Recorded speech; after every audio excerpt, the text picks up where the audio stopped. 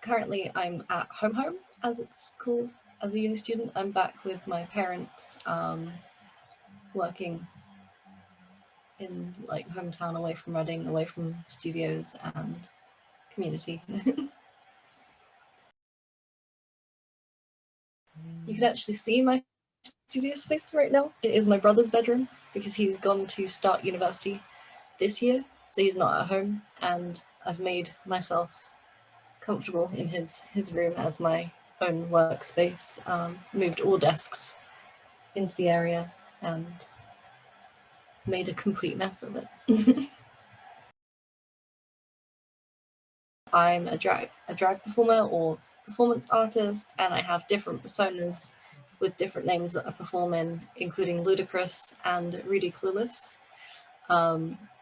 Phonetically, you can see the connection, maybe.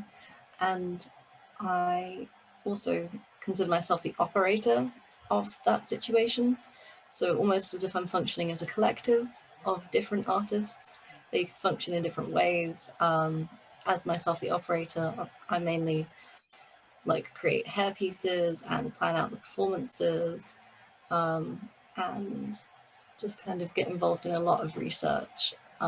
Being a joint student, I have a literature side with my dissertation, and it's quite linked in with the ideas that I'm thinking about in my practice.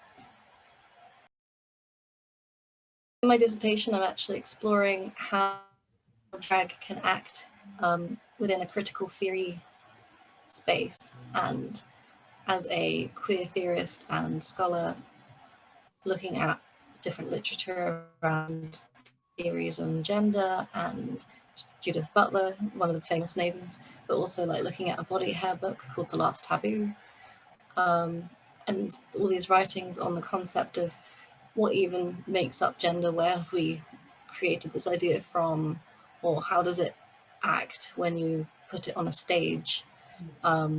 Is a stage any different to daily life in terms of performing of gender? Different concepts like that. And they feed into my different characters and ideas within my art as well.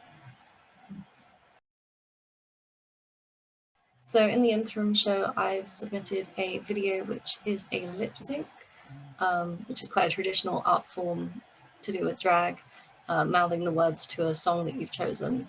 The song I've chosen is called More Than My Body, and it's just looking at this concept of limitations of your physical form or people's like assumed reading of your body. And that's why I connected to it with drag, because you're looking at how different elements of performance and the way you put yourself forward can play with gender roles, and the audience themselves read you differently as a human, and just the idea that you can be more than what people see on the outside. Like everyone is more than what you can see. I suppose the most interesting thing is how the practices and materials changed. I always imagined for final year I would be doing a big sculpture art or something, and that's just not possible in my current locations. So even performance art is quite challenging, because whereas your audience, I used to perform at After Dark in Reading, and you don't have that so much. But on the other hand, you have opportunities of doing live streams, and I did an event with Drag Society where we had different performers as well as a quiz, and there's more interaction.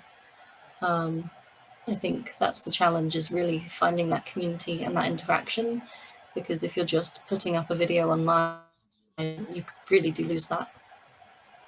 I would say the best thing to do is to look around you and see what you already have to work with and play with, what you actually have access to, since currently you can't just use what you would like to necessarily, but that can lead you to create something quite interesting, just with whatever you can get your hands on.